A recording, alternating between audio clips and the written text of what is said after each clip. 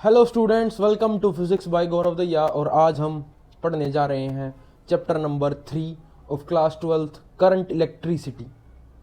ये हमारी one shot series है जिसमें हम 2025-26 के अकॉर्डिंग जो सिलेबस ब्रेकडाउन है उसको कवर करने जा रहे हैं। करंट इलेक्ट्रिसिटी, अब से पहले जो भी आपने दो चैप्टर पढ़े, इलेक्ट्रिक फील्ड एंड चार्जेस और दूसरा इलेक्ट्रोस्टैटिक पोटेंशियल एंड कैपेसिटेंस, वो थे जब चार्ज रेस्ट पे था, जिसको हम बोलते थे electrostatics, study of charge at rest. अब यहाँ क्या होगा, अब यहाँ जो करंट है वो मूव करना शुरू करेगा, चार्ज जो है वो मूव करना शुरू करेगा। तो शुरू करते हैं। सबसे पहले करंट इलेक्ट्रिसिटी है क्या, मैं आपको बता चुका हूँ। The study of charge in motion या the study of electron in motion is current electricity. तो करंट इलेक्ट्रिसिटी का सबसे पहला और सबसे खूबसूरत टॉपिक वो है इलेक्ट्रिक करंट।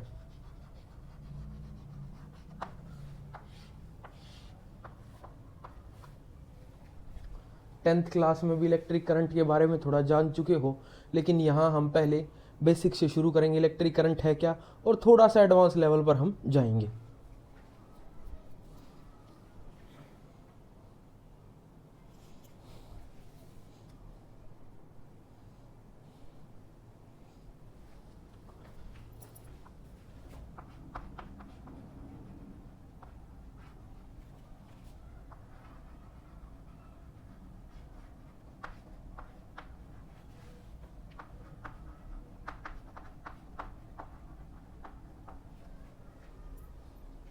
इलेक्ट्रिक करंट की बेसिक डेफिनेशन है flow of charge per unit time.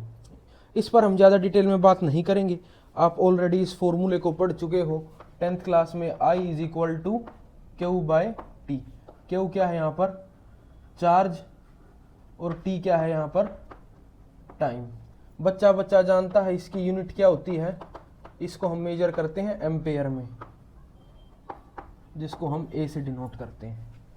ठीक है, अब कुछ और ट्वेल्थ की बातें कर लेते हैं। जैसे 1 मिली एम्पेयर कितने एम्पेयर के इक्वल होता है, 1 मिली एम्पेयर इक्वल होता है 10⁻³ एम्पेयर के। और कुछ यूनिट्स जो हमारे काम आएंगी, एक यूनिट और आएगी, 1 माइक्रो एम्पेयर किसके इक्वल होता है 10⁻⁶ एम्पेयर के। ठीक है, जिस डिवाइस से हम इसको मेजर करते हैं उस डिवाइस का नाम होता है एमीटर। एमीटर। और ये भी टेंथ में आप पढ़ चुके होंगे कि हमेशा जो एमीटर है वो always connected in series. Ammeter को हमेशा हम सीरीज में कनेक्ट करते हैं। ठीक है, अच्छा अब हम बढ़ते हैं थोड़ा सा उसकी तरफ जो हमारा लेवल है फिलहाल। करंट जो है वो कैसी क्वांटिटी है, कुछ कहेंगे सर जी वेक्टर क्वांटिटी है, और वो सही भी है। आपकी जो करंट नॉलेज है उसको ये स्टेटमेंट मैच भी करती है कि बिल्कुल सही है। करंट क्या है, एक स्केलर क्वांटिटी, वेक्टर क्वांटिटी है। ऐसा क्यों, क्योंकि बच्चा जानता है जो करंट की डायरेक्शन होती है वो कहाँ से कहाँ होती है, पॉजिटिव टू नेगेटिव। ठीक है, सब सही है, सब बहुत बढ़िया है।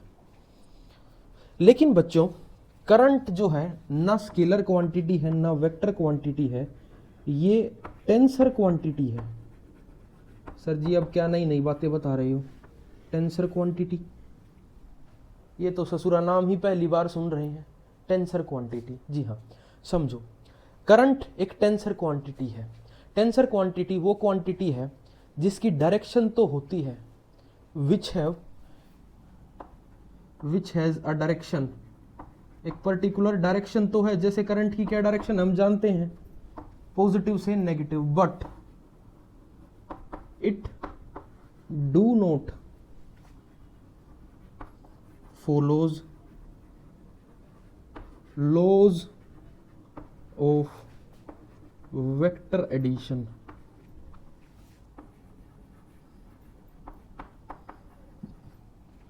ऐसी क्वांटिटी जिसकी डायरेक्शन तो है लेकिन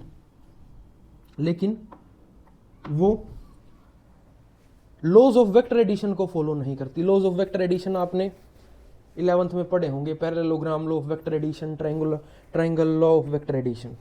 तो करंट ऐसी ही क्वांटिटी है, इसकी एक डायरेक्शन है जो कि हम जानते हैं, जो कि कहाँ है, पॉजिटिव से नेगेटिव है, लेकिन ये लॉज ऑफ वेक्टर एडिशन को फॉलो नहीं करता।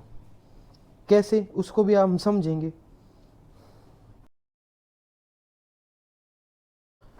10th में भी पढ़ चुके हो आप ओम्स लॉ। जॉर्ज साइमन ओम 1827 में जर्मन फिजिसिस्ट थे जिन्होंने ओम्स लॉ दिया था, और इसकी डेफिनेशन आप रट चुके होगे 10th में भी। मैं फिर बता देता हूँ, लिख नहीं रहा हूँ, बोल देता हूँ, अगर आप लिखना चाहे तो लिख सकते हैं। ओम्स लॉ कहते थे, at constant temperature the current flowing through the conductor is directly proportional to the potential difference across its ends.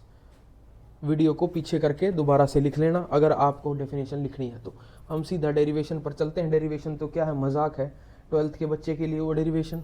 Ohm's law क्या कहते थे कि V जो है वो डायरेक्टली प्रोपोर्शनल है I के, ठीक है। और बच्चा जानता है जब प्रोपोर्शनलिटी का सिंबल हटेगा तो एक कांस्टेंट आएगा, और यहाँ पर जो कांस्टेंट आता था उसको ही हम क्या बोलते थे, उसको हम बोलते थे रेजिस्टेंस। रेजिस्टेंस किसी भी कंडक्टर की वो प्रॉपर्टी है जो करंट के फ्लो को क्या करती है, opposes the flow of current. Resistance क्या करता है, किसी भी करंट को फ्लो होने से कंडक्टर में रोकता है, और इस प्रॉपर्टी को कहा गया रेजिस्टिविटी। रेजिस्टिविटी, हालांकि ये 10th के कंसेप्ट हैं, आपको थोड़ा सा ध्यान आ जाए इसीलिए मैं रिवाइंड करा रहा हूं इनको। और इसको हम डिनोट करते थे रो से, रो से हम इसको डिनोट करते थे। और हम ये जानते थे, क्या बातें जानते थे हम, दो बातें जानते थे कि दो ही बातें थी। पहली बात, जो रो है वो डायरेक्टली प्रोपोर्शनल है लेंथ के, यानी जितना लंबा कंडक्टर होगा उतनी भी किसी भी कंडक्टर की रेजिस्टिविटी ज़्यादा होगी, ठीक है। दूसरी बात क्या थी, जो रो है वो इन्वर्सली प्रोपोर्शनल है एरिया ऑफ क्रॉस सेक्शन के, यानी जितना किसी भी कंडक्टर का एरिया ज़्यादा होगा उतनी रेजिस्टिविटी कम होगी, जितना एरिया कम होगा उतनी रेजिस्टिविटी ज़्यादा होगी। इसको हमने इक्वेशन नंबर 1 माना था, इसको इक्वेशन नंबर 2 माना था। दोनों को कंबाइन करके जो हमारे पास, सॉरी ये यहाँ आर आएगा भाई, रेजिस्टेंस ना कि रेजिस्टिविटी, ठीक है। जितना लंबा कंडक्टर उतना उसका रेजिस्टेंस ज़्यादा, जितना कम एरिया उतना ज़्यादा रेजिस्टेंस। तो हम इन दोनों इक्वेशंस को कंबाइन करके जब लिखते थे तो कुछ ऐसा आता था। और जब भी प्रोपोर्शनलिटी का साइन हटता है तो एक कांस्टेंट आता है जिसको हमने बोला था रेजिस्टिविटी। ऐसे रेजिस्टिविटी का जन्म हुआ। यहाँ पर ये क्या है, ये है आपकी रेजिस्टिविटी। फिर यहाँ से भी रेजिस्टिविटी का फॉर्मूला लिख सकते हो, rho is equal to R A upon L. R क्या है, resistance of a conductor, A area of cross section, और L length of the conductor. बात समझ आई? कुछ ज़्यादा हमारा इसमें दखल अंदाजी नहीं है।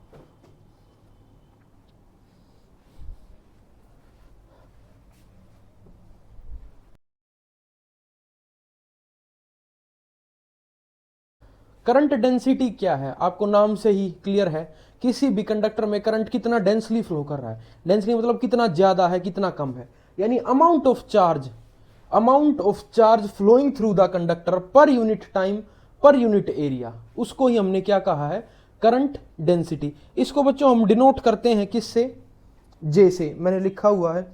और इसका डेफिनेशन से ही आप देख सकते हो इसका formula, J is equal to current charge flowing through a conductor per unit time per unit area.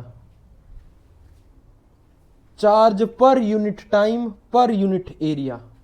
क्या मैं Q बाई टी को I लिख सकता हूं? चार्ज पर यूनिट टाइम क्या है, करंट है सर जी। तो और J is equal to I upon A, ये इसका क्या है, फॉर्मूला है। अगर मैं आपसे इसकी यूनिट पूछूं तो आप बता सकते हो? जी सर जी, यूनिट हम बता सकते हैं एम्पेयर पर मीटर स्क्वायर। या यहां से एक और फॉर्मूला बनता है, और I is equal to J into A, ये भी एक फॉर्मूला है। बात समझ आई? जी सर, बिल्कुल छोटे छोटे टॉपिक हैं। नेक्स्ट,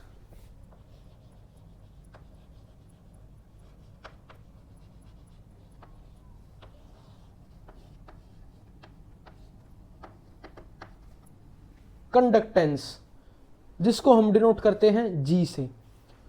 बिल्कुल आसान है। रेजिस्टेंस याद है? हाँ सर याद है। तो आप इसको लिख सकते हो, conductance is reciprocal of resistance. बस डेफिनेशन खत्म। बस इतना ही, कुछ नहीं। Conductance is reciprocal of resistance. Sir थोड़ा सा और बता दीजिए, थोड़ा सा और सुन लीजिए। Conductance of a conductor is the ease with which electric charge flow through it. Conductance क्या है? ये एक ईज है, ऐसी प्रॉपर्टी जिससे हमें पता लग सके कि कितनी आसानी से चार्ज जो है वो फ्लो कर सकता है, उसको हम क्या कहते हैं? कंडक्टेंस। या फिर और इसकी दूसरी और आसान डेफिनेशन क्या है? ये क्या है? रेसिप्रोकल है। Reciprocal of resistance is conductance. वैसे भी रेसिप्रोकल ही है। रेजिस्टेंस का क्या काम है? किसी भी कंडक्टर में करंट को रोकना। कंडक्टेंस का क्या काम है? कंडक्टेंस का काम है कि वो करंट को फ्लो करने दे। तो इसका फॉर्मूला भी बेहद आसान बच्चों वाला फॉर्मूला है। Conductance G is equal to 1/R। Conductance क्या है? Reciprocal of resistance. अच्छा, इसकी यूनिट बड़ी मजेदार है। देखो, एक सेकंड में याद हो जाएगी। हमने क्या कहा? ये रेजिस्टेंस का उल्टा है। रेजिस्टेंस की यूनिट क्या होती थी? सर जी, रेजिस्टेंस की यूनिट होती थी ओम। तो हम ओम को कैसे लिखते थे? OHM। इसकी यूनिट क्या है? सर जी ये उल्टी है, तो इसकी यूनिट भी उल्टी होनी चाहिए, तो बिल्कुल MHO, ये इसकी यूनिट है। सर क्या टॉपिक पढ़ा रहे हो? 12th में हमें ये पढ़ना है, यही पढ़ना है, मजे लो। कंडक्टेंस रेजिस्टेंस का उल्टा, यूनिट भी उसकी रेजिस्टेंस की उल्टी, OHM, MHO, मो। लिखो, मतलब नोट करो। एक यहां एक और लिख लो, कंडक्टिविटी।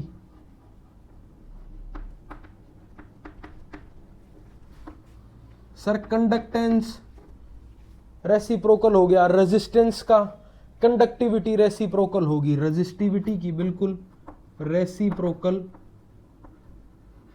Of resistivity. कंडक्टिविटी को हम डिनोट करते हैं सिग्मा से। तो इसका क्या फॉर्मूला है? सर जी इसका फॉर्मूला है सिग्मा इज इक्वल टू 1/ρ। ये कंडक्टिविटी लो, मौज करो।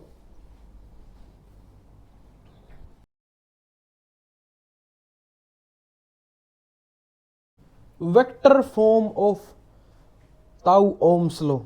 हमारे प्यारे ताऊ जी हैं जिनका नाम है ओम, मजाक कर रहा हूं। सुनो, इसकी जरूरत क्यों पड़ गई? इसकी जरूरत इसीलिए पड़ गई, V is equal to IR। Electric potential भी एक स्केलर क्वांटिटी, एरिया भी एक स्केलर क्वांटिटी, करंट भी वेक्टर नहीं है, टेंसर हो गया वो भी। पहले उसको वेक्टर मानते थे, वो भी हरामजादा गद्दार निकला। तो अब हम क्या करेंगे? इसको ऐसी फॉर्म में लिखेंगे जो क्या हो? वेक्टर हो। इसीलिए हम इंट्रोड्यूस कर रहे हैं, देवियों और सज्जनों, आपके सामने प्रस्तुत है vector form of Ohm's law. समझते हैं हमने क्या किया। हमने एक कंडक्टर लिया, ये प्यारा सा खूबसूरत सा एक कंडक्टर लिया, और उस कंडक्टर को हमने थोड़ा सा, ठीक है इतना तो चल जाएगा,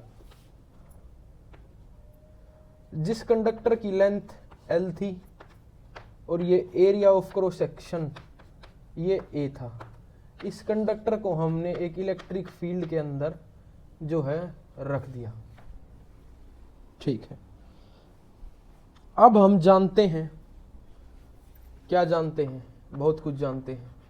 potential difference across its ends.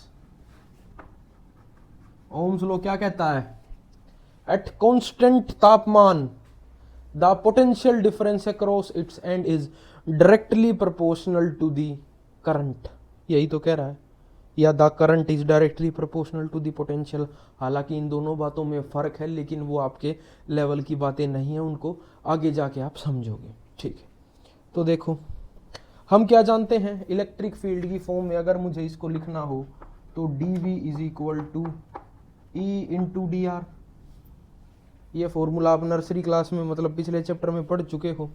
ठीक है, यहाँ पोटेंशियल अगर हम यहाँ की बात करें तो यहाँ लिख देता हूँ मैं here v is equal to E into L हो जाएगा यहाँ, क्योंकि कंडक्टर की क्या लेंथ है यहाँ पर, एल है। बहुत अच्छे, इसको हमने मान लिया फर्स्ट। अब जो हमारे ओम्स लॉ हैं, जो ताऊ ओम्स है, अकॉर्डिंग टू ओम्स लॉ के तहत हम ये जानते हैं कि v इज इक्वल टू क्या होता है, v इज इक्वल टू होता है आई आर। इसको इक्वेशन 2 मान लेते हैं। मान ले, नहीं सर अभी मत मानो, अभी मत मानो।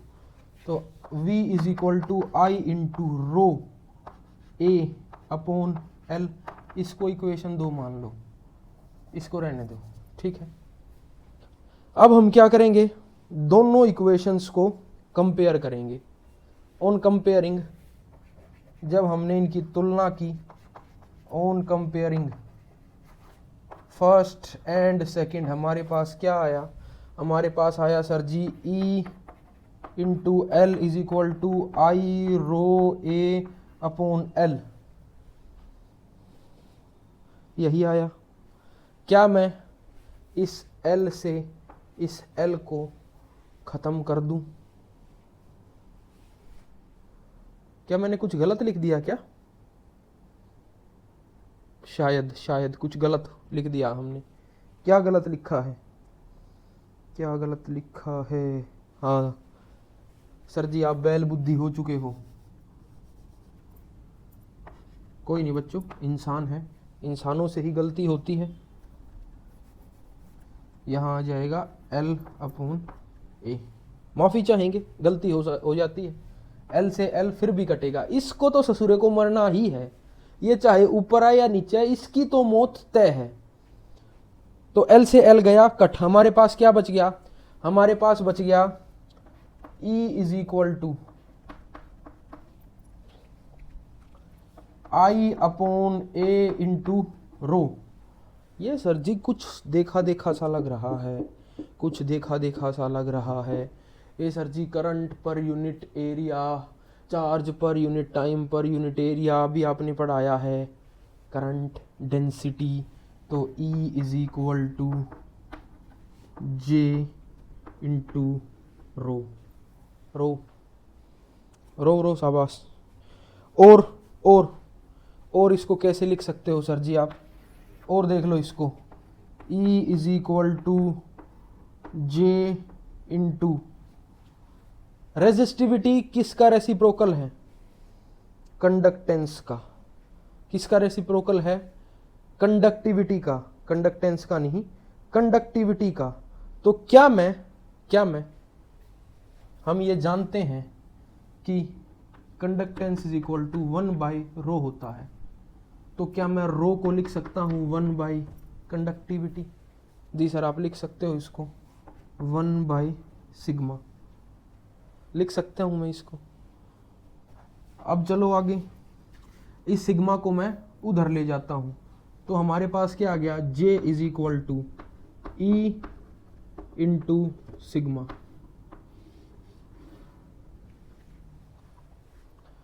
J is equal to E into sigma.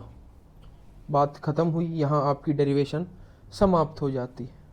कुछ भी नहीं था, हम ये जानते थे कि पोटेंशियल डिफरेंस क्या होता है इलेक्ट्रिक फील्ड की फॉर्म में। D V is equal to into D R, V is equal to into L. यहाँ हमसे थोड़ा सी मिस्टेक हो गई, कोई बात नहीं, इंसान उनसे ही गलती होती है। v is equal to I R होता है, आर को हमने रजिस्टिविटी की फॉर्म में लिखा, रो एल अपॉन ए, दोनों को कंपेयर किया, एल से एल कट गया। अब यहाँ आई अपॉन ए जिसको हम जे लिख सकते हैं, इस रजिस्टिविटी को हम 1 अपॉन सिग्मा यानी कंडक्टेंस लिख सकते हैं, तो J is equal to E sigma. बात खत्म हुई।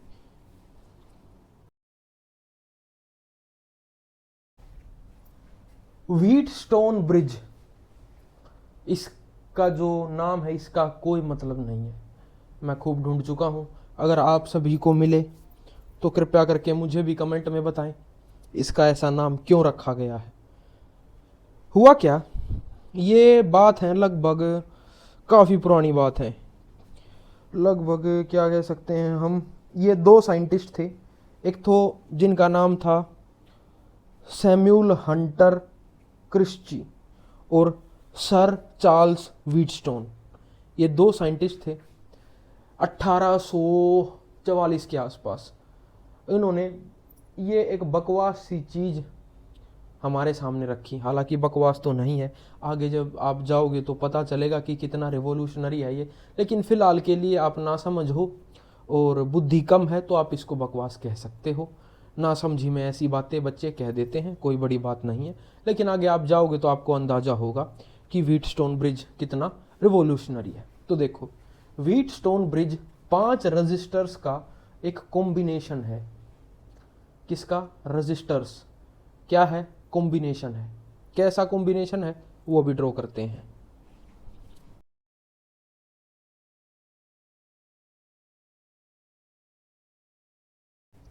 ऐसा कुछ कॉम्बिनेशन है 5 रजिस्टर्स का। सबसे पहले व्हीटस्टोन ब्रिज है क्या, इसको लिख लीजिए। ये कुछ नहीं जनाब, कॉम्बिनेशन ऑफ 5 रजिस्टर्स है। कभी पूछे कि व्हीटस्टोन ब्रिज है क्या, आप यही नहीं बता पाओ और रिश्तेदारों के सामने बेइज्जती हो जाए। तो देखो, व्हीटस्टोन ब्रिज क्या कहता है, आपके सिलेबस में आप पढ़ने जा रहे हैं बैलेंस्ड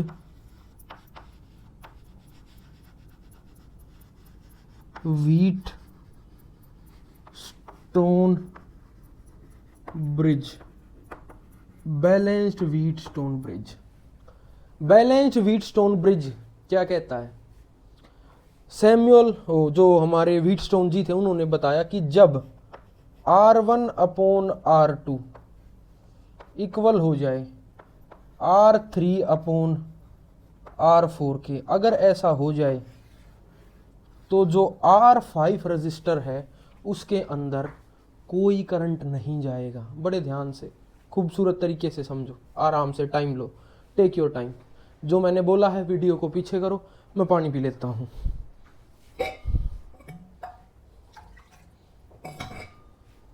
क्या बोला मैंने? जब R1 अपॉन R2 हो जाएगा, R1 अपॉन R2 हो जाएगा, यानी इस रजिस्टर का रेशो और इस रजिस्टर का रेशो इक्वल हो जाएगा इन दोनों रजिस्टर्स के, तो R5 में कोई करंट नहीं जाएगा।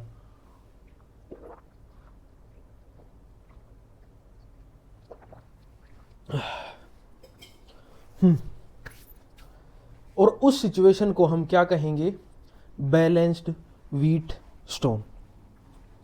क्या कहेंगे? Balanced Wheatstone. तो अब आपको एक बात समझ आई कि बैलेंस्ड व्हीटस्टोन में there is no current in R5। R5 current में, R5 रजिस्टर में कोई करंट नहीं होगा।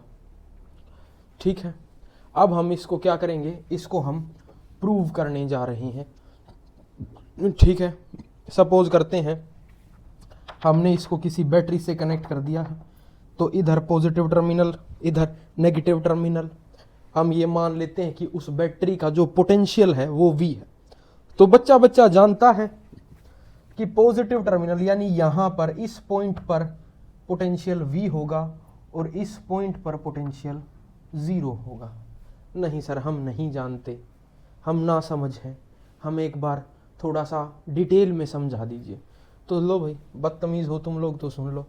सपोज करो हमने किसी भी इलेक्ट्रिकल अप्लायंस को एक बैटरी से कनेक्ट कर दिया, जिस बैटरी का वोल्टेज सपोज करो 12 वोल्ट था, तो करंट हमेशा कहाँ जाता है? करंट हमेशा पॉजिटिव से नेगेटिव जाता है। पिछले चैप्टर में भी बताया था, इस ब्रह्मांड में सारी चीज़ें हाई प्रेशर से लो प्रेशर की तरफ जाती हैं, ये भी हाई पोटेंशियल से लो पोटेंशियल की तरफ जाएगा। यानी इस टर्मिनल का जो ये वाला टर्मिनल है, यहाँ पर जो पोटेंशियल है वो 12 वोल्ट है और यहाँ पर पोटेंशियल 0 है, इसीलिए करंट उधर भागता है। बात समझ आई? जी सर समझ आई। अब थोड़ा थोड़ा हमारी अज्ञानता सर जी दूर हो रही है, तो बहुत अच्छे।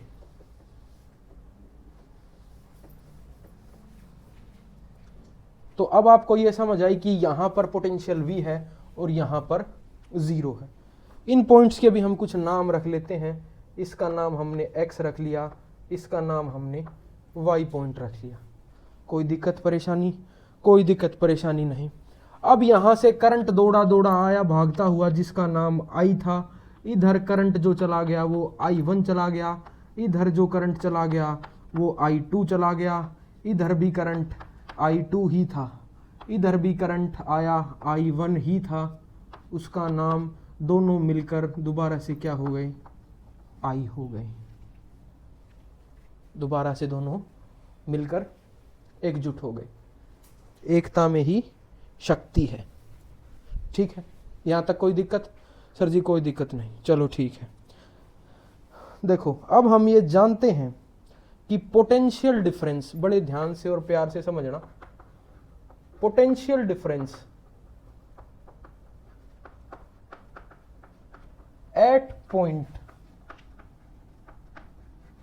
x, जो हमारा पॉइंट x है, और point and y,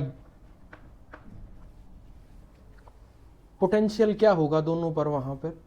sir ji potential उसके पॉइंट को हमने, दोनों के पोटेंशियल को मान लिया, एक को हमने Vx मान लिया और दूसरे को हमने Vy मान लिया, जिसको हमने x का नाम दे दिया। क्या बकवास कर दी सर जी आपने? जी हाँ, बिल्कुल बकवास ही कर रहा हूँ मैं। इन दो पॉइंट्स की बात कर रहा हूँ मैं। इस पॉइंट का पोटेंशियल और इस पॉइंट का पोटेंशियल सेम है, तभी यहाँ करंट नहीं गया। करंट कहाँ फ्लो करता है? जहाँ पोटेंशियल डिफरेंस हो।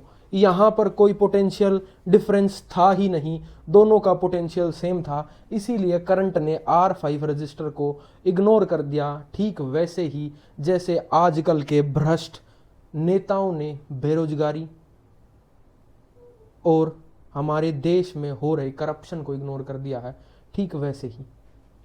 और ऐसा हुआ क्यों? क्योंकि इन दोनों का पोटेंशियल सेम था और इन दोनों के पोटेंशियल को हमने क्या मान लिया? x मान लिया। इतनी बात समझ आई? कोई दिक्कत परेशानी? सर जी कोई दिक्कत परेशानी नहीं। चलो अब नेक्स्ट, अकॉर्डिंग टू ताऊ ओम, हमारे जो ओम जी हैं उन्होंने हमें क्या बताया है? उन्होंने हमें ये बताया है कि हमेशा जो V इज इक्वल टू क्या होता है? IR होता है, IR होता है। तो हम क्या जानते हैं? हम ये जानते हैं now first V eight R1 या पोटेंशियल डिफरेंस इन R1। मैं पोटेंशियल डिफरेंस को PD लिख रहा हूँ, आपको पूरा लिखना है। Potential difference is equal to, हम क्या लिख सकते हैं? V is equal to IR। ठीक है, तो इसको ऐसे लिख लो। तो हमने उसको माना Vx, क्या माने? V, यहाँ का पोटेंशियल V है और यहाँ का पोटेंशियल कितना है? यहाँ का पोटेंशियल है Vx और यहाँ का पोटेंशियल है Vy। तो मैं इसको लिख सकता हूँ V माइनस x, यानी potential difference V minus x। इस ये जो रजिस्टर है, यहाँ का पोटेंशियल V है और ये जो हमारा पॉइंट x है, इसका पोटेंशियल Vx है, जिसको हमने x मानना है। तो क्या मैं इसके डिफरेंस को लिख सकता हूँ V minus x potential difference is equal to IR, यानी I1 R1।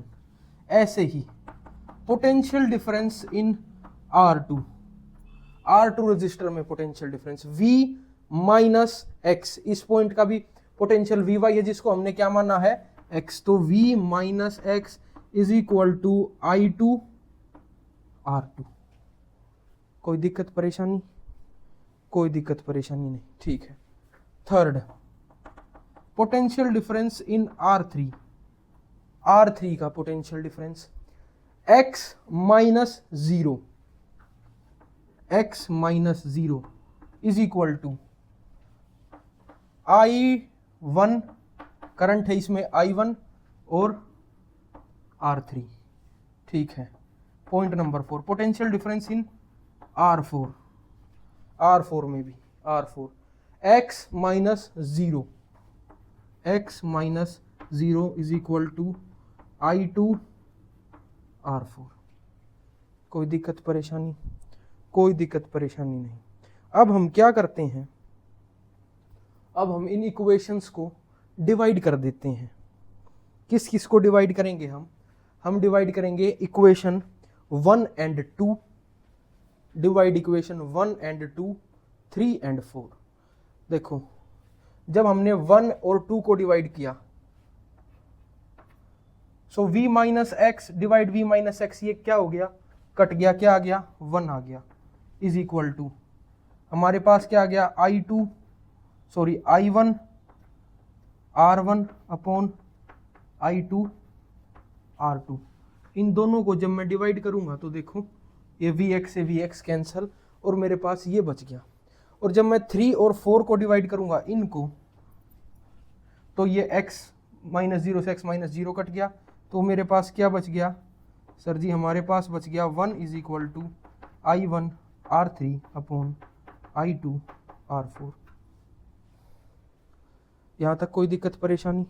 कोई दिक्कत परेशानी नहीं। क्या मैं इसको उधर ले जा सकता हूँ I1 I2 को? क्या हाँ, यहाँ लिख देता हूँ, आप इतना नोट करो, फिर हम इसको इरेज करेंगे। इरेज नहीं करते हैं, इसको यहाँ लिख देते हैं। क्या मैं इसको लिख सकता हूँ I2 upon I1 is equal to R1 upon R2? इसको देखो, मैं इसको I1 I2 को उधर ले गया, हाँ जी सर लिख सकते हो, ठीक है। दूसरा, अब मैं इसको भी लिख सकता हूँ I2 upon I1 is equal to R3 upon R4। ये भी I2 अपॉन I1 के इक्वल, ये भी I2 अपॉन I1 के इक्वल, तो क्या मैं लिख सकता हूँ R1 upon R2 is equal to R3 upon R4? यही क्या है, हमारा बैलेंस्ड व्हीटस्टोन है। बात समझ आई? इस बैलेंस्ड व्हीटस्टोन, ये डेरिवेशन से इंपॉर्टेंट, आप इसके न्यूमेरिकल्स को कैसे अप्रोच करते हो वो ज़्यादा इंपॉर्टेंट है। इसका यूज़ आप करोगे कैसे वो ज़्यादा इंपॉर्टेंट है। एक न्यूमेरिकल मैं आपको करा देता हूँ, बाकी आप खुद दिमाग लगाइएगा। अगर कोई डाउट आ रहा है तो कमेंट बॉक्स खुला हुआ है, लिखो न्यूमेरिकल।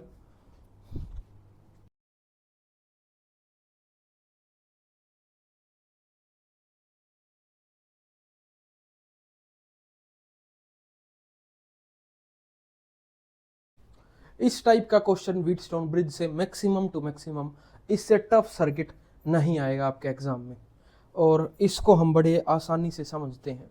कह रहा है find equivalent resistance, equivalent resistance को फाइंड करना है। तो हमने क्या किया, ए बी के अक्रॉस, यानी यहाँ कहीं बैटरी से जुड़ा हुआ है ये पॉजिटिव चार्ज, ये नेगेटिव चार्ज, ठीक है।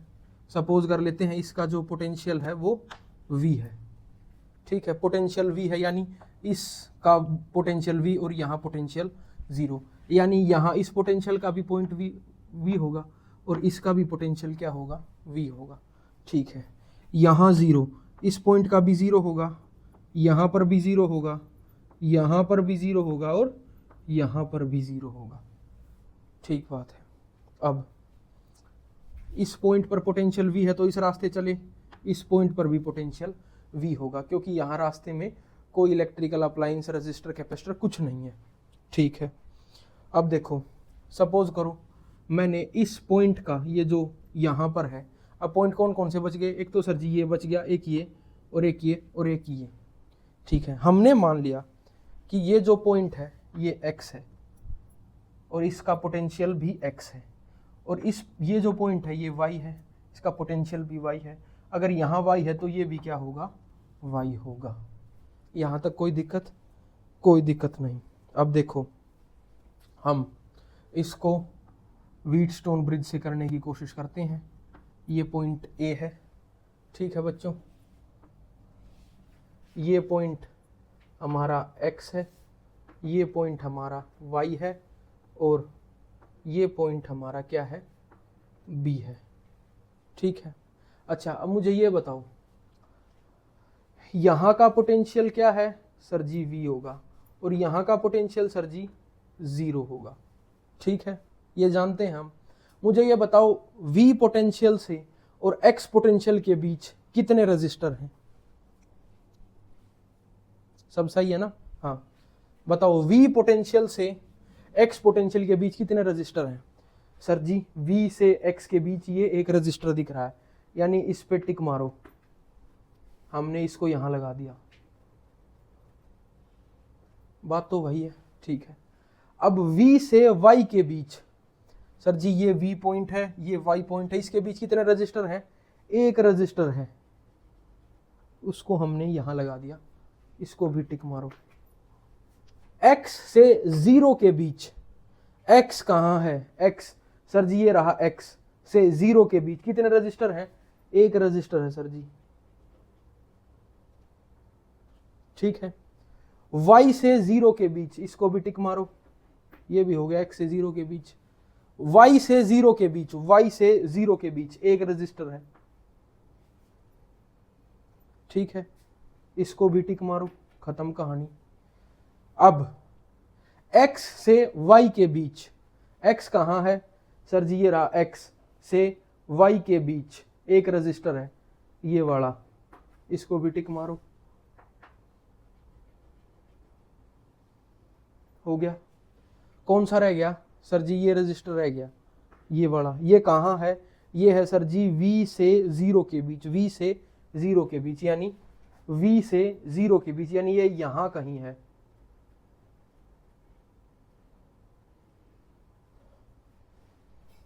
और सब कितने के हैं? सर जी सब R R R R R और R, सब का इक्विवेलेंट रेजिस्टेंस क्या है? R R R है। क्या ये व्हीटस्टोन ब्रिज को सेटिस्फाई करता है? जी सर बिल्कुल करता है। करता है तो इसका मतलब ये जो रजिस्टर है, ये वाला रजिस्टर, इसमें कोई करंट नहीं होगा, तो हम इसको सिंपली इग्नोर कर सकते हैं। यानी जब यहाँ से करंट चला, जिसको हमने I नाम दिया, तो ये यहाँ करंट गया क्या? I1, यहाँ भी I1, यहाँ भी I1, यहाँ भी I1, यहाँ करंट गया क्या? I2, यहाँ भी I2, और बाद में करंट क्या हो गया? I। तो क्या मैं इस सर्किट को ऐसे ड्रॉ कर सकता हूँ, और इसके अंदर ये जो हमारा ये वाला है, इसके अंदर करंट गया I3। क्या मैं इस सर्किट को ऐसे ड्रॉ कर सकता हूँ क्या?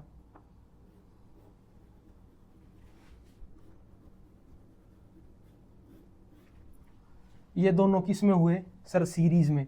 क्यों? क्योंकि दोनों में करंट कैसा है? सर एक जैसा है। और ये इनके क्या हुआ? ये सर जी पैरेलल हुआ। क्यों? इसमें करंट क्या है? अलग है।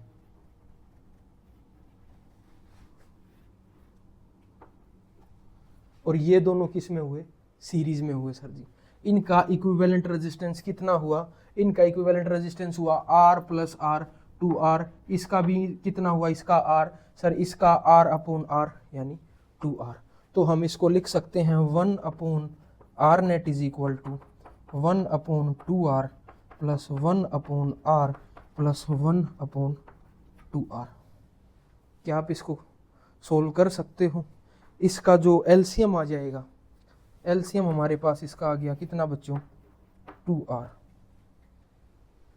एलसीएम लेना भी नहीं आता क्या? अब इसको क्या मैं लिख सकता हूँ 1 प्लस 2R प्लस 1 लिख सकता हूँ? जी सर लिख सकते हो। इज इक्वल टू, ये कितना आ गया? ये कितना आया? इनको हम जोड़ सकते हैं, 1 प्लस 2r प्लस 1 कितना हो गया 4r अपॉन 2r, कितना आ गया सर जी, ये आ गया 2 अपॉन r, ये हमारे पास आ गया 2 अपॉन r। तो जो r इक्विवेलेंट आया, r इक्विवेलेंट हमारे पास क्या आ गया r अपॉन 2। व्हीटस्टोन ब्रिज से इससे कॉम्प्लेक्स सर्किट कहीं नहीं आएगा। अगर कोई कॉम्प्लेक्स सर्किट आए तो नेमिंग करो, उसको इसमें ढालने की कोशिश करो, और जैसे ही इसमें डल जाएगा आपको पता है इसकी कोई हैसियत नहीं रह जाती। बात समझ आई? नोट करो। नेक्स्ट टॉपिक है ड्रिफ्ट वेलोसिटी। किसी भी कंडक्टर को जब हम इलेक्ट्रिक फील्ड में रखते हैं तो उस इलेक्ट्रिक फील्ड के इन्फ्लुएंस से जिस वेलोसिटी से इलेक्ट्रॉन भागते हैं उसको हमने नाम दिया है ड्रिफ्ट वेलोसिटी। ठीक है, drift velocity is the average velocity gained by free electrons of a conductor in the opposite direction of externally applied electric field. ठीक है, तो इसको आओ समझते हैं। हमारे पास क्या है, एक कंडक्टर है,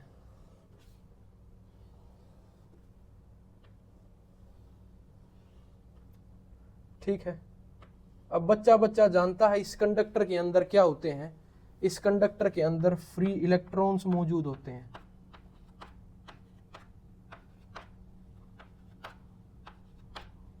ठीक है, अगर आप अपनी नॉलेज बढ़ाना चाहते हो तो एक कंडक्टर के अंदर जो नंबर ऑफ इलेक्ट्रॉन्स होते हैं पर यूनिट एरिया वो 10 टू द पावर 28 होते हैं फ्री इलेक्ट्रॉन्स। इतने इलेक्ट्रॉन्स एक कंडक्टर के अंदर होते हैं। अब स्टोरी को समझना। हुआ क्या, आराम से कंडक्टर रखा हुआ था, इलेक्ट्रॉन्स इधर उधर भाग रहे थे। एक मतलब कोई सिस्टम नहीं था, कोई किधर भाग रहा था, कोई किधर भाग रहा था, जिसको हम थर्मल वेलोसिटी बोलते हैं। जब कंडक्टर किसी इलेक्ट्रिक फील्ड में नहीं होता तब भी जो इलेक्ट्रॉन्स होते हैं वो 10 टू द पावर लगभग 4 to 10 to the power 5 metre per second की स्पीड से कंडक्टर के अंदर इधर उधर भागते रहते हैं, जिसको हम बोलते हैं थर्मल वेलोसिटी। कैसी वेलोसिटी है ये? Thermal velocity. बात समझ आई? इलेक्ट्रॉन्स क्या हैं, हर पॉसिबल डायरेक्शन में मूव करते हैं, हर पॉसिबल डायरेक्शन में। कोई किधर भाग रहा है, कोई किधर भाग रहा है। तो इसका मतलब क्या है, जब जो मोशन है वो इतना अनकन्वेंशनल है तो उन सब की एवरेज वेलोसिटी कैलकुलेट करना हमारे लिए मुश्किल हो जाता है। कोई किधर भाग रहा है, कोई इधर भाग रहा है, कोई उधर, कोई उधर, कोई ऊपर, कोई नीचे, कोई दाएं, कोई बाएं। तो इनकी एवरेज वेलोसिटी हम कैलकुलेट नहीं कर सकते। इतनी बात आपको समझ आ रही है? अगर यानी जो मैं आपको बात कह रहा हूं वो क्या है सर जी, वो ये है, इनकी जो एवरेज इनिशियल वेलोसिटी है, इनकी average initial velocity, average initial velocity को हम कैलकुलेट नहीं कर सकते, जो कि है u1 plus u2 plus u3 plus ऐसे ऐसे करके ढेर सारे इलेक्ट्रॉन्स हैं। u का मतलब क्या है यहाँ, इनिशियल वेलोसिटी अपॉन n, इसको हम 0 मान लेते हैं। क्यों? क्योंकि मोशन इतना अनकन्वेंशनल है, हम पता ही नहीं लगा पा रहे हैं कि इन सब की एवरेज वेलोसिटी क्या होगी। ठीक है, अब हुआ क्या, अब स्टोरी में आया ट्विस्ट। और ट्विस्ट क्या है, ये जो हमारे कंडक्टर साहब थे,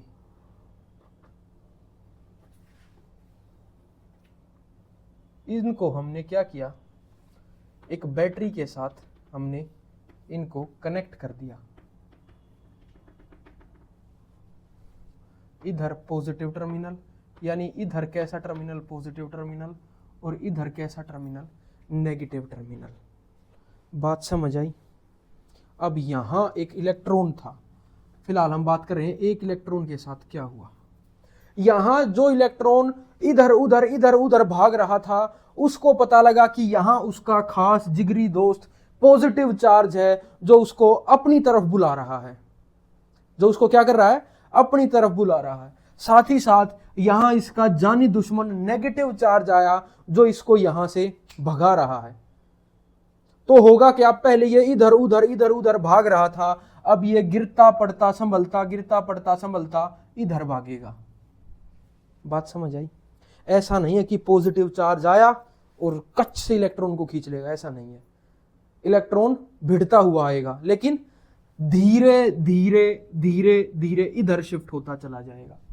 अब इधर जब ये शिफ्ट हो रहा है तो ऐसा नहीं है कि सिर्फ इस कंडक्टर के अंदर नेगेटिव चार्ज ही प्रेजेंट है, पॉजिटिव चार्ज भी इस कंडक्टर के अंदर प्रेजेंट है। अब ये इस जो हमारा प्यारा नन्हा मुन्ना इलेक्ट्रॉन है, ये पॉजिटिव चार्ज से टकराएगा, कभी नेगेटिव से कभी पॉजिटिव से, ऐसे टकराता धीरे धीरे इधर बढ़ना शुरू कर देगा। बात समझ आई? जो मैं बोल रहा हूं उसको आप चाहो तो लिख सकते हो अपनी भाषा में। क्लास में भी मैं बच्चों को यही बोलता हूं, जो मैं बोल रहा हूं उसको समझने के लिए आप जैसे मर्जी मेरी वर्डिंग्स को या टॉपिक को लिख सकते हो, ताकि कल को जब आप नोटबुक उठाओ और रिवीजन करना शुरू करो तो बार बार वीडियो चलानी ना पड़े। फिर आपको पता नहीं लगेगा कि इलेक्ट्रॉन क्यों उधर भाग रहा है, पहले क्या हो रहा था, बाद में क्या हुआ। तो जो लिखना चाहो पॉज करके लिख सकते हो। हम बढ़ते हैं आगे।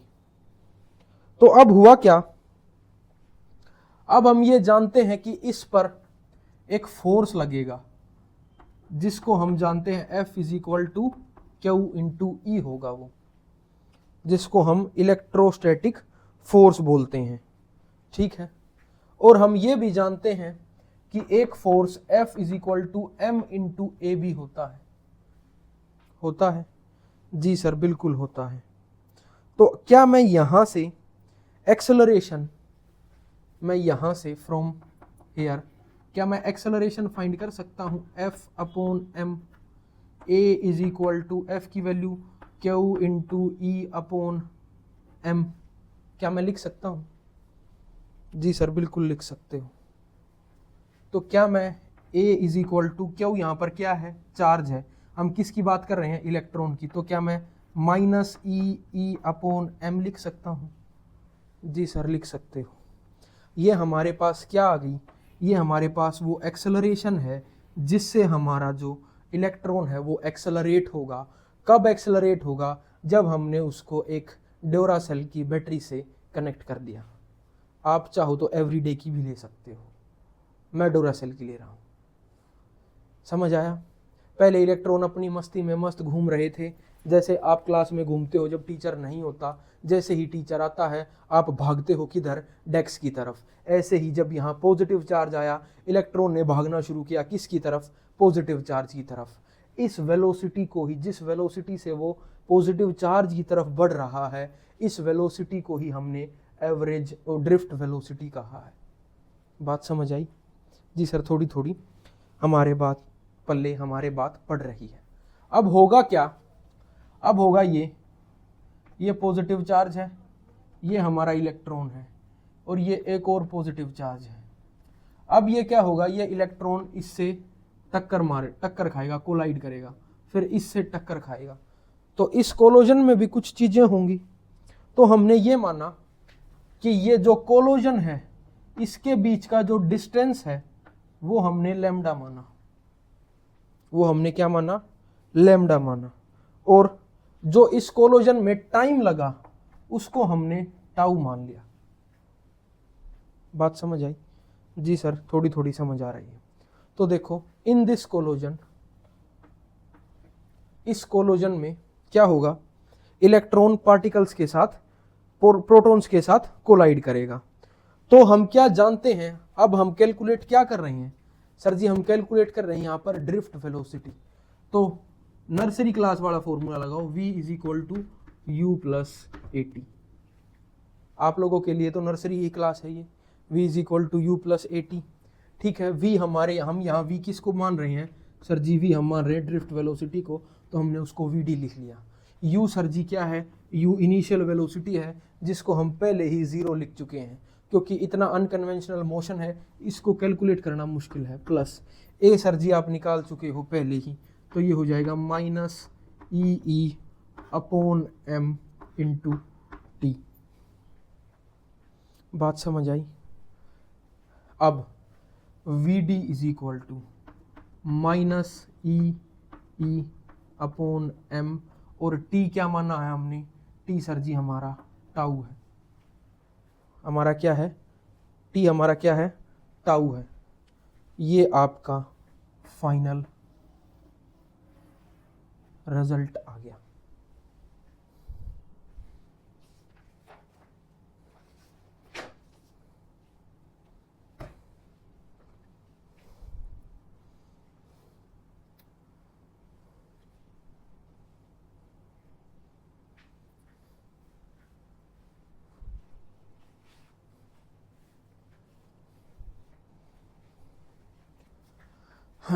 अब एक और इम्पोर्टेंट रिजल्ट है जो आपके काम आ सकता है, relation between drift velocity and I.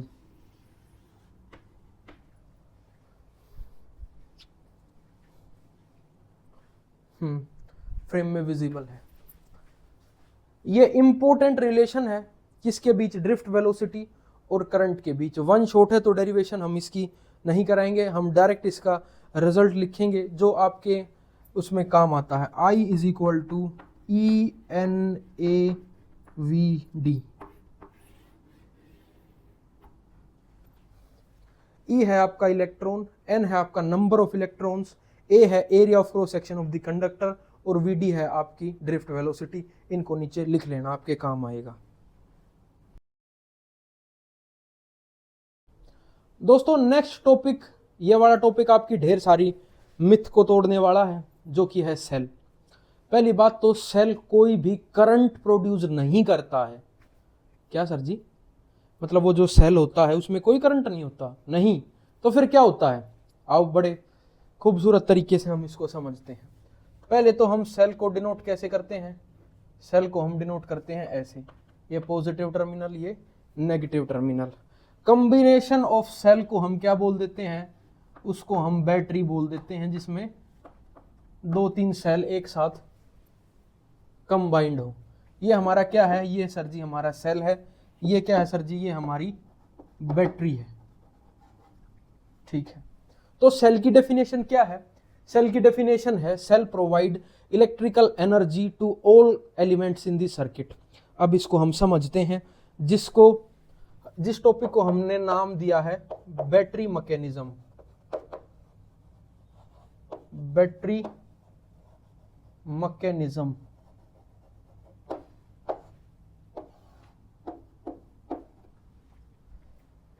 Battery काम कैसे करती है उसको हम देखते हैं। सपोज करो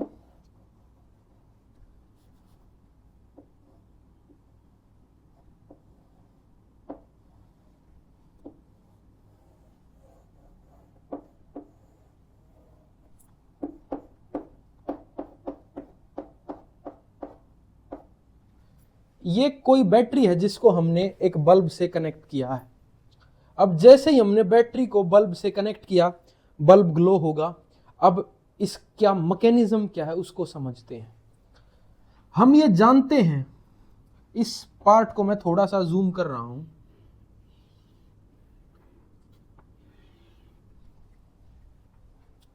ये वाला पार्ट, सपोज करो ये कोई कंडक्टर है। हम ये जानते हैं कि जैसे ही हमने बैटरी से कनेक्ट किया, इधर क्या कौन सा चार्ज है? पॉजिटिव चार्ज है। इधर कौन सा चार्ज है? नेगेटिव चार्ज है। तो जितने भी इलेक्ट्रॉन्स होंगे वो क्या करेंगे? इधर भागना शुरू करेंगे। यानी कोई इलेक्ट्रॉन यहां से भागता हुआ यहां आया, यहां अट्रैक्ट हो गया। ठीक है, और साइड बाय साइड करंट कैसे चलता है? करंट चलता है सर जी पॉजिटिव से चलेगा आई, और नेगेटिव में वापस चला जाएगा। ऐसे ही एक करंट का फ्लो बनता है, और जिस डायरेक्शन में करंट का फ्लो होता है उससे अपोजिट डायरेक्शन में इलेक्ट्रॉन का फ्लो होता है। यानी ये इलेक्ट्रॉन यहां से यहां आएगा और यहां से यहां वापस चला जाएगा। अब बैटरी का काम क्या है वो सुनो। इस पार्ट को देखो,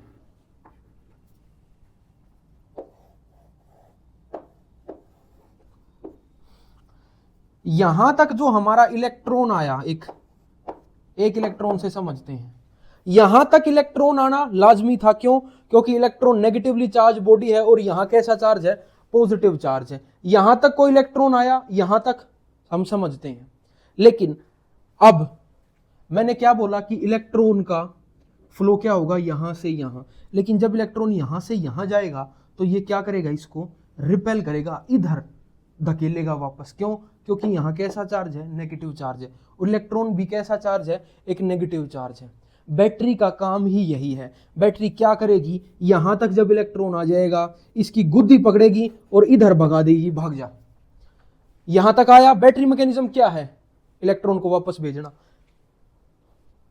इलेक्ट्रॉन यहां तक आया, इसको पकड़ के उस साइड फेंक दिया, थोड़ा बहुत फ्लो दिया, फिर क्या? इधर पॉजिटिव चार्ज है, ये दोबारा से अट्रैक्ट कर लेगा। यहां इलेक्ट्रॉन आया, फिर इसको भेज दिया, यहां इलेक्ट्रॉन आया, फिर इसको उधर भेज दिया। तो जो बैटरी होती है वो कोई करंट प्रोड्यूस नहीं करती है। बैटरी क्या करती है? बैटरी इस इलेक्ट्रॉन को एनर्जी देती है ताकि वो ये जो इलेक्ट्रोस्टैटिक फोर्स है इसको अवॉइड कर जाए।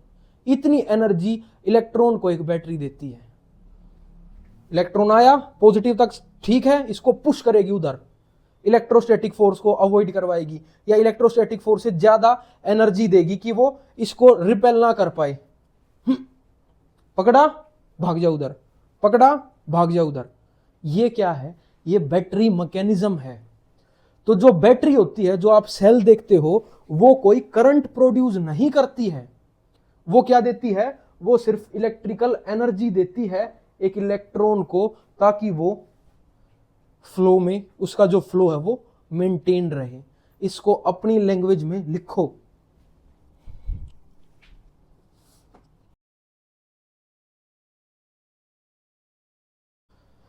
नेक्स्ट टॉपिक है बच्चों, ईएमएफ क्या है? ईएमएफ इलेक्ट्रोमोटिव फोर्स है। इसकी डेफिनेशन समझो, फिर आपको प्रैक्टिकल तरीके से समझाता हूं ईएमएफ है क्या। Potential difference between two terminals of a cell when there is no current. जब एक नया सेल आता है, उस पर लिखा होता है 6 वोल्ट, 5 वोल्ट, 10 वोल्ट, 30 वोल्ट। वो जो 30 वोल्ट लिखा हुआ वो उसका ईएमएफ है। जब हमने उसको किसी सर्किट से कनेक्ट कर दिया और वो 25 वोल्ट जो सप्लाई कर रहा है वो उसकी क्या है? वोल्टेज है। सर समझ नहीं आया? फिलहाल नहीं समझ आया तो इतना याद रखो, अभी समझ आ जाएगा, थोड़ा सा सब्र करो। कि आपको क्या लिखना है? EMF of new cell. Suppose करो कोई सेल है, वो क्या है? 15 वोल्ट है। तो जब नया सेल है, यानी अभी हमने उसको किसी इलेक्ट्रिकल अप्लायंस से कनेक्ट नहीं किया है, वो जब पोटेंशियल डिफरेंस है वो ईएमएफ है। जब हम उसको किसी से कनेक्ट कर देंगे तो वो क्या बन जाएगी? वोल्टेज बन जाएगी। अब यहां एक और टॉपिक समझो बड़े खूबसूरत तरीके से। देखो हमने क्या किया, बहुत ध्यान से समझना है। हमने एक सर्किट लिया, सारी चीजें क्लियर हो जाएंगी। कंसेप्ट अगर आपका एक बार क्लियर हो गया ना, तो फिर तो आप धनाधन चीजें समझोगे। समझो, हमने एक सर्किट लिया और उस सर्किट में कोई रजिस्टर लगा दिया, या आप कोई भी दूसरा इलेक्ट्रिकल अप्लायंस लगा सकते हो, ऐसी कोई बड़ी बात नहीं है। ठीक है, हमने सर्किट लगाया और हमने एक एमीटर लगाया और एक हमने वोल्ट मीटर लगाया। ठीक है,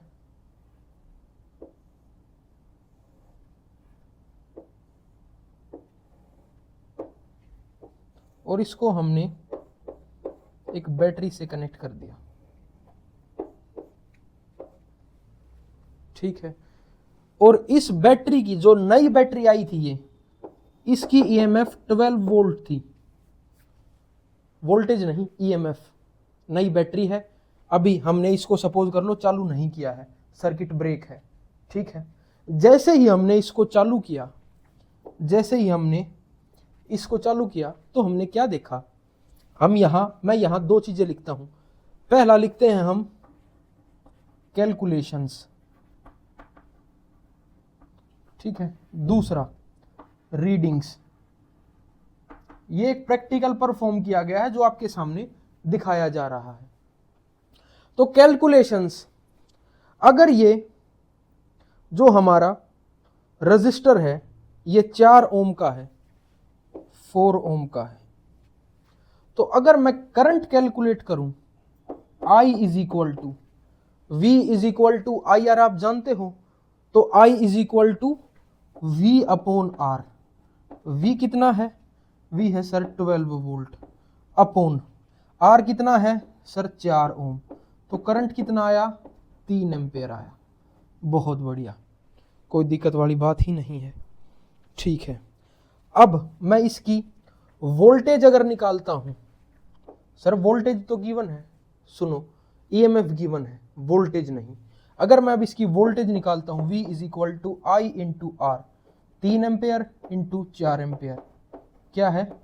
12 वोल्ट। बहुत बढ़िया, तो बड़ा अच्छा सेल है ये, जितना इसका नए का था ईएमएफ उतना ही इसका जब हमने इसको कनेक्ट किया तब है। लेकिन यहां रीडिंग्स में कुछ दिक्कत आई, कैलकुलेशन तो सही थी लेकिन रीडिंग्स में कुछ दिक्कत आई। रीडिंग्स में क्या दिक्कत आई? जब हमने एमीटर की रीडिंग देखी, एमीटर की रीडिंग आई, करंट आया 2 एम्पेयर, कैलकुलेशन में 3 एम्पेयर आया था।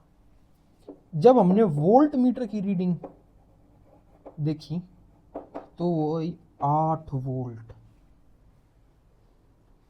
सेल कितने का था? 12 वोल्ट का। जब हमने उसको कनेक्ट किया तो वो कितने का दिखा रहा है? 8 वोल्ट का पोटेंशियल डिफरेंस दिखा रहा है। यानी ये जो 4 वोल्ट का गैप आया, ये जो 4 वोल्ट का डिफरेंस आया, ये क्या है? यही मेन इशू है, यही टेक्नोलॉजी आज तक इवॉल्व नहीं हो पाई है। क्या है सर, थोड़ा सा समझाओ। लिखो, देयर इज अ डिफरेंस। कहां लिखे? ऊपर लिखते हैं, there is a huge difference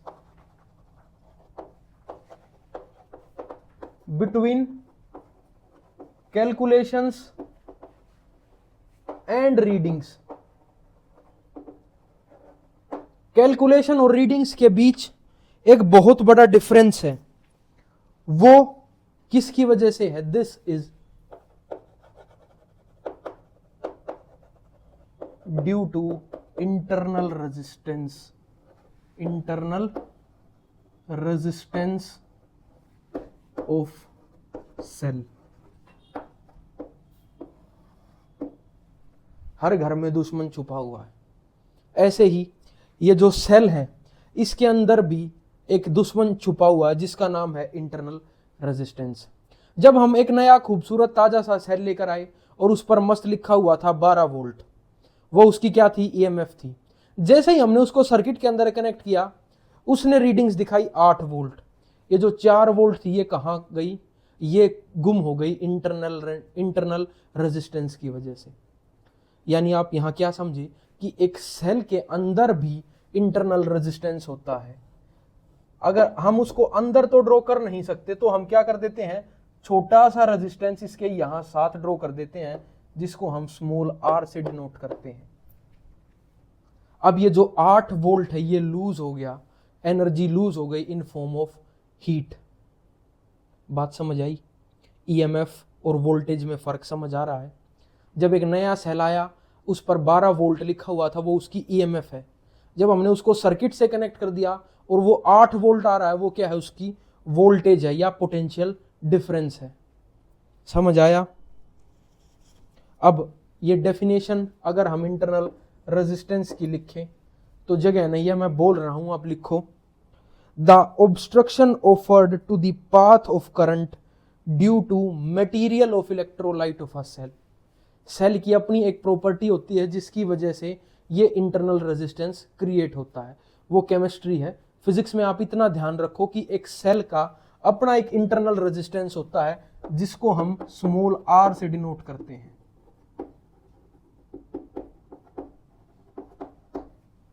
इसको नोट करो, आगे बढ़ते हैं।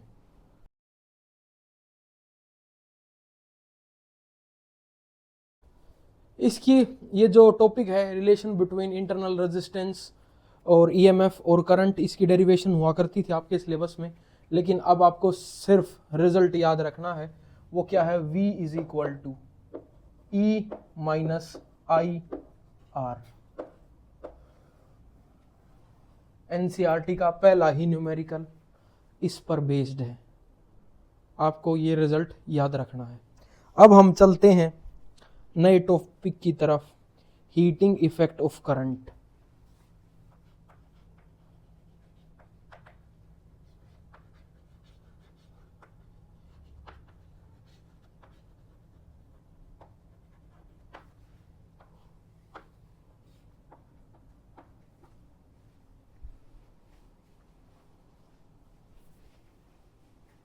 अब ये नर्सरी क्लास का टॉपिक है वैसे तो, यानी 10th में आप पढ़ चुके हो।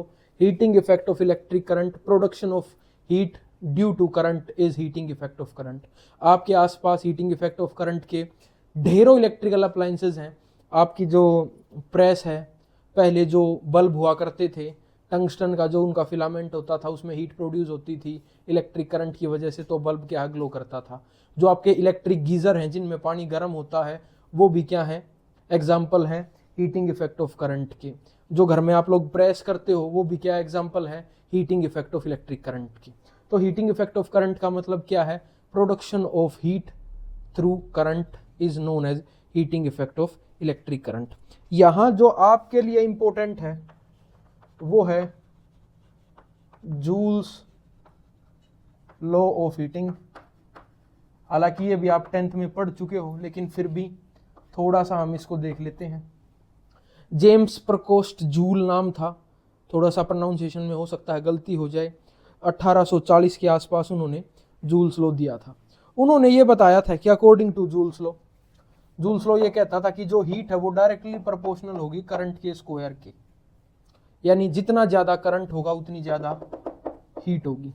दूसरा, हीट डायरेक्टली प्रोपोर्शनल होगी किसके, रेजिस्टेंस के। जितना किसी भी बॉडी का रेजिस्टेंस होगा, किसी भी इलेक्ट्रिकल अप्लायंस का रेजिस्टेंस होगा, उतनी ज्यादा हीट होगी।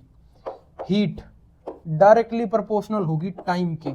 जितनी ज्यादा देर तक आप इलेक्ट्रिकल अप्लायंसेज में हीट, टाइम जितना ज्यादा करंट दौड़ेगा उतनी ज्यादा क्या होगी, हीट होगी। जितनी ज्यादा टाइम तक किसी भी कंडक्टर में करंट होगा। तो हमने तीनों को कंबाइन किया और लिखा H is directly proportional to I square R T. अब बच्चा जानता है नर्सरी क्लास का भी कि जब हम प्रोपोर्शनैलिटी के साइन को हटाएंगे और इक्वल टू लगाएंगे तो एक कांस्टेंट के आता है। तो यहां भी कांस्टेंट के आया, के आई स्क्वायर आर टी। लेकिन यहां आपकी किस्मत अच्छी है और यहां आपको के की कोई भी वैल्यू याद नहीं करनी।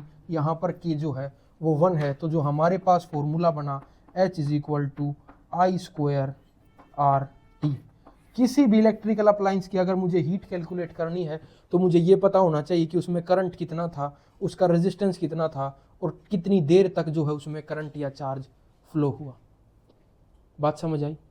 तो हम क्या कर सकते हैं, उसकी हीट कैलकुलेट कर सकते हैं। ऐसे ही नर्सरी क्लास के 1-2 और टॉपिक हैं, हम उनको पढ़ते हैं।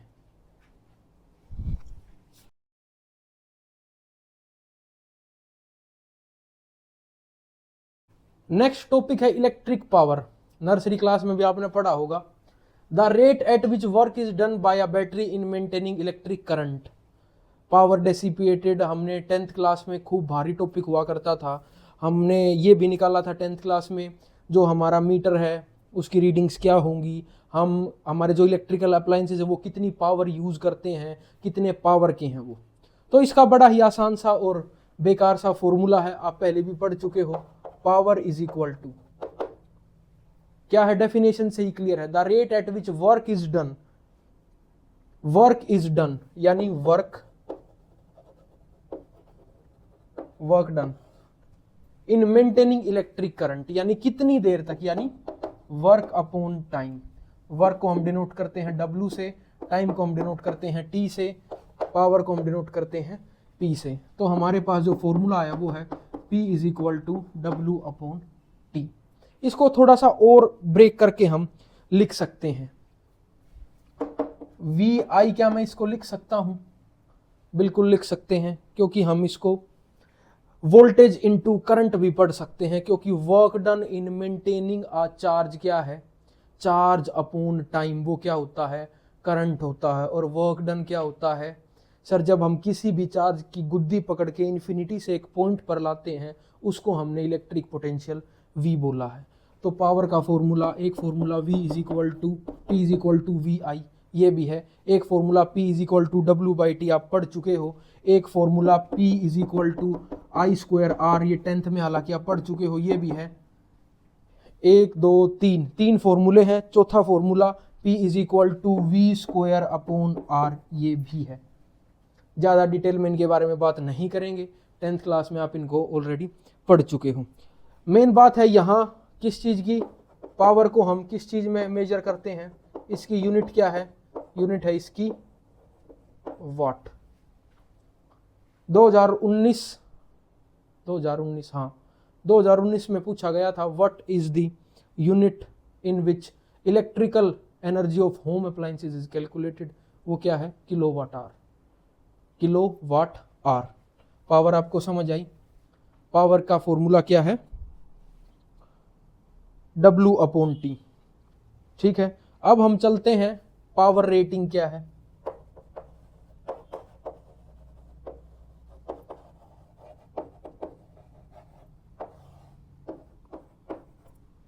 Power rating.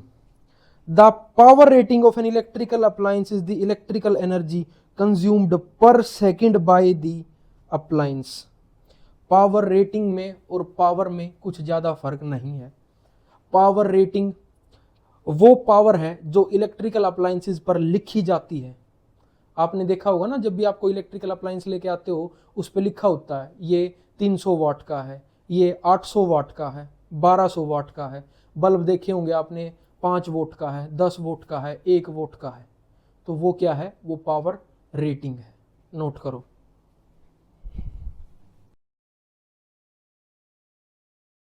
चैप्टर का सबसे important topic Kirchhoff's law. Gustav Kirchhoff's German physicist थे 1845 में, जिन्होंने किरचॉफ्स के लॉ दिए थे। अपने नाम पर ही उन्होंने दोनों लॉज को रखा। पहला 2 लॉ हैं KVL KCL। आपने जो थोड़े से कंपटीशन की तैयारी कर रहे हैं ना, उनको कहते हुए सुना होगा KCL KVL। तो समझते हैं KCL है क्या। पहला लॉ किरचॉफ्स का फर्स्ट लॉ, जिसको हमने नाम दिया है KCL, किरचॉफ्स करंट लॉ। इसको हम जंक्शन रूल या लूप रूल भी बोला जाता है। इसको नहीं, लूप रूल ये नहीं है, सॉरी, ये जंक्शन रूल है। KCL किरचॉफ्स करंट लॉ और जंक्शन रूल। ये क्या कहता है, एट एनी जंक्शन, जंक्शन वो पॉइंट है जहां 2 से ज्यादा वायर्स मिलती हैं, उस पॉइंट को हम जंक्शन कहते हैं। एट एनी जंक्शन, किसी भी जंक्शन पर जितना करंट आ रहा है उस जंक्शन में उतना ही करंट एग्जिट करेगा। कैसे, देखो, सपोज करो ये कोई जंक्शन है, ये वाला पॉइंट, इधर से 5 एम्पेयर करंट आया, इधर से भी, इधर से 10 एम्पेयर करंट आया, यानी इस जंक्शन पर कितना करंट आया, 15 एम्पेयर। तो इस जंक्शन को कितना करंट छोड़ेगा, 15 एम्पेयर। जितना करंट, टोटल करंट जितना एंटर करेगा उतना ही करंट क्या कर जाएगा, इसको लीव कर जाएगा। ठीक है, एक क्वेश्चन देखो छोटा सा।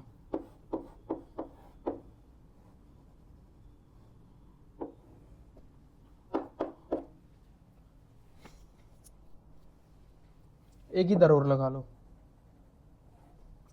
सपोज करो ये जो सेल है, यहां से करंट 3 एम्पेयर आया, 3 एम्पेयर। इधर से करंट, सपोज करो ये जो रजिस्टर है, इधर से करंट 4 एम्पेयर आया। ठीक है, और इधर जो करंट गया वो 2 एम्पेयर गया। यहां कितना करंट गया वो हमें कैलकुलेट करना है। तो इस लॉ को हम अप्लाई करते हैं। इस जंक्शन में कितना करंट एंटर किया, sir ji 4 ampere plus 3 ampere, इतना करंट जंक्शन में एंटर हुआ। लीव कितना करेगा सर जी, लीव भी 2 ampere plus I. 7 ampere is equal to 2 ampere plus I is equal to 7 ampere minus 2 ampere, I is equal to 5 ampere. यानी यहाँ से जो करंट जाएगा वो कितना आएगा, वो जाएगा 5 एम्पेयर। तो देख लो, जंक्शन में एंटर कितना किया, 4 और 3 7, एग्जिट कितना किया, 5 5 और 2 7, बस यही है KCL, सॉरी हाँ KCL, किरचॉफ्स करंट लॉ। बात समझ आई? आसान था।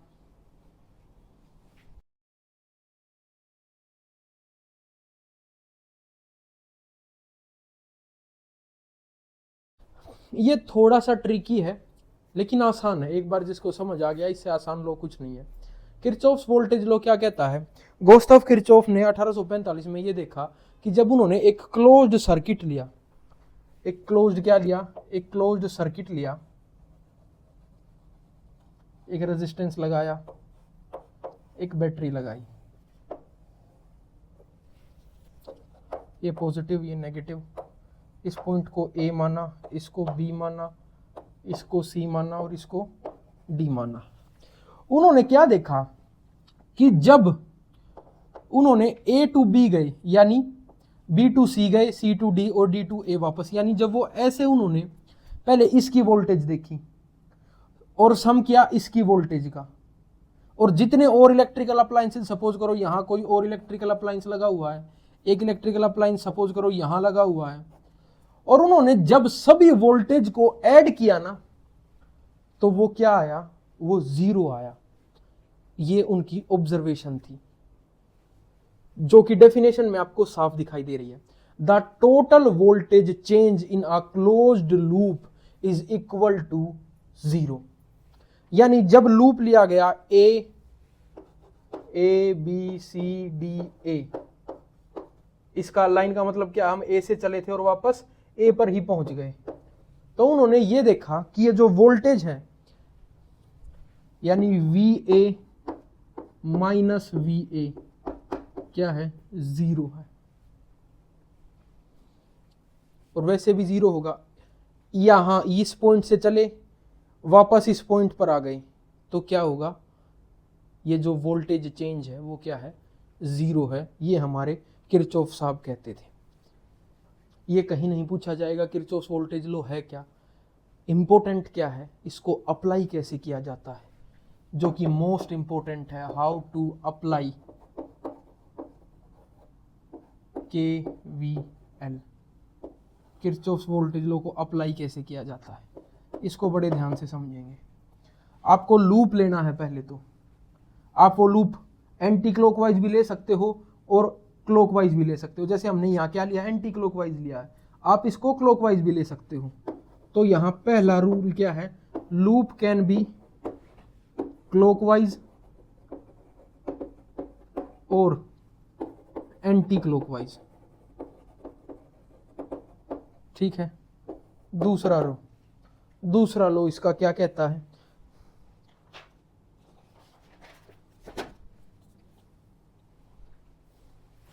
हमने क्या करना है, करंट को चलाना है। इस एक सेल से भी चला सकते हो, अगर मल्टीपल सेल हैं तो उनसे भी चला सकते हो। तो करंट चल रहा है हमारा इसमें, ठीक है। तो draw current from cell, cell से करंट को हमें ड्रॉ करना है। तीसरा, क्या ये फ्रेम में आ रहा है थर्ड रूल? हाँ आ रहा है।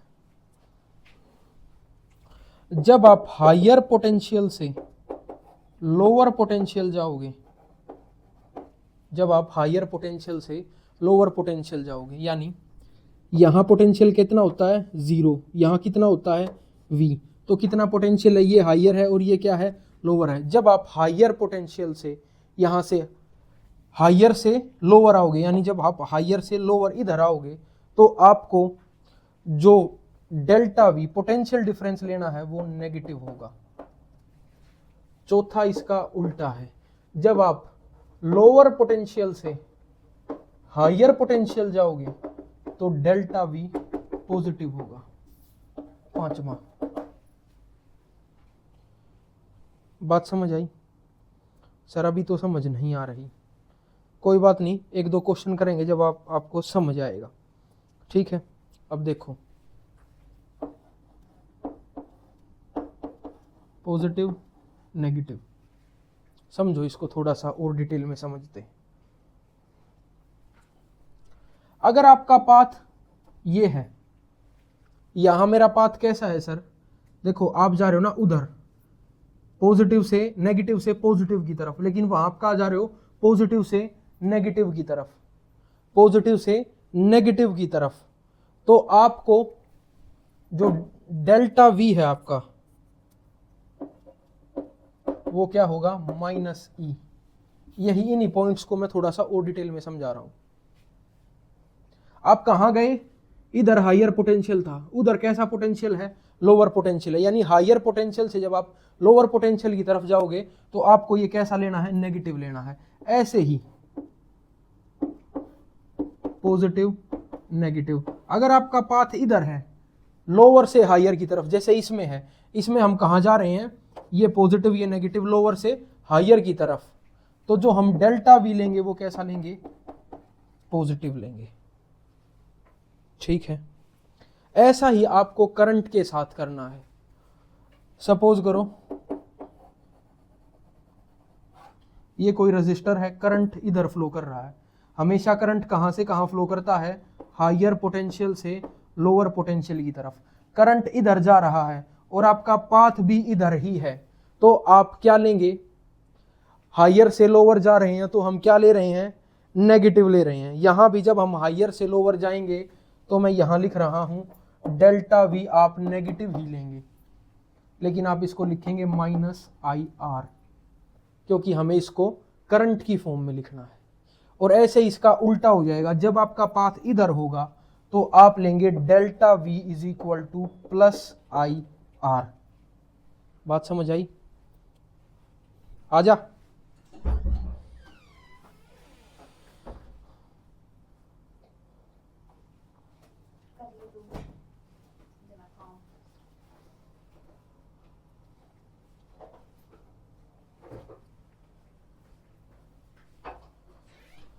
नोट करो इसको, अभी मान रहा हूं चीजें नई है, लेकिन एक न्यूमेरिकल करेंगे तो आपको चीजें समझ आ जाएंगी।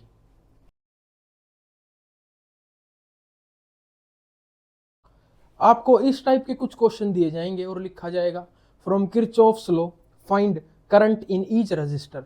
हर एक रजिस्टर में करंट फाइंड करो। एक सेकंड के लिए किरचॉफ्स लॉ को गोली मारो। हम नॉर्मल हमारे जो पुराने ताऊ जी थे, हमारे फेवरेट ओम जी, उनके अकॉर्डिंग निकालते हैं। हमें नेट पोटेंशियल दे रखा है 10 वोल्ट, और हम ये जानते हैं यहाँ से करंट आई चला और यहाँ भी करंट आई गया, इसमें भी करंट आई गया, तो दोनों में करंट सेम है। तो ये किस में हुए, सीरीज में हुए। सीरीज में हुए तो इनका नेट रेजिस्टेंस कितना हुआ, 5 एम्पेयर। नेट रेजिस्टेंस 5 एम्पेयर हुआ तो हमारे पास आर आ गया। हम ये जानते हैं V is equal to I into R. मुझे आई निकालना है, I is equal to V upon R. V कितना है 10, आर कितना है 5, करंट आ गया 2 एम्पेयर। अब हम चलते हैं from Kirchhoff's law. As we know, हमें क्या पता है, किरचॉफ साहब ने हमें ये बताया था कि किसी भी क्लोज्ड लूप में जो समीशन ऑफ वोल्टेज होगा, जो टोटल वोल्टेज चेंज होगा, टोटल वोल्टेज चेंज क्या होगा, 0 होगा। ठीक है, अब हम इसको लूप लेते हैं। पहले तो हमने एक लूप लिया A B C D, तो हम यहाँ लिखेंगे in loop A B C D A, और हमने पाथ लिया ये वाला पाथ। तो देखो हमारा पाथ क्या है, इधर है, और करंट भी इधर ही जा रहा है। यानी हम भी कहाँ जा रहे हैं, हायर पोटेंशियल से लोअर पोटेंशियल पर जा रहे हैं। और हायर पोटेंशियल से लोअर पोटेंशियल पर जा रहे हैं तो हम इसको क्या लिखेंगे, माइनस लिखेंगे, यानी माइनस वी। और वी को मैं क्या लिख सकता हूँ, आई आर। करंट कितना है इसमें, आई, और रेजिस्टेंस कितना है इसका 2। तो क्या मैं इसको -2i लिख सकता हूँ, बिल्कुल लिख सकते हो सर। फिर हम यहाँ आए, हमारा पाथ क्या है सर, फिर से हमारा पाथ हायर से लोअर है, तो क्या मैं इसको -3i लिख सकता हूँ, जी सर। फिर इसके बाद हम यहाँ आए, हमारा पाथ क्या है सर, अब की बार हमारा पाथ लोअर से हायर है, तो हम इसको लेंगे +10 इज इक्वल टू 0। यहाँ क्वेश्चन खत्म हो गया। ये क्या हो गया, -5i is equal to -10, minus से माइनस कैंसल, आई कितना आ गया 2 एम्पेयर। ऐसे किरचॉफ्स लॉ अप्लाई होगा। वन शॉट वीडियो है तो ज़्यादा न्यूमेरिकल्स नहीं करा सकते। अगर आपको KCL KVL पर और न्यूमेरिकल्स चाहिए एडवांस लेवल के, NCERT लेवल के, प्रीवियस लेवल के, तो आप कमेंट कीजिए, हम आपके लिए वीडियो प्रस्तुत करेंगे। ये थी 3rd चैप्टर की वन शॉट सीरीज़। पसंद आई हो तो चैनल को सब्सक्राइब करते हुए जाइएगा। जल्दी मिलेंगे अगली किसी वीडियो में, तब तक हंसते रहिए, मुस्कुराते रहिए और पढ़ते रहिए।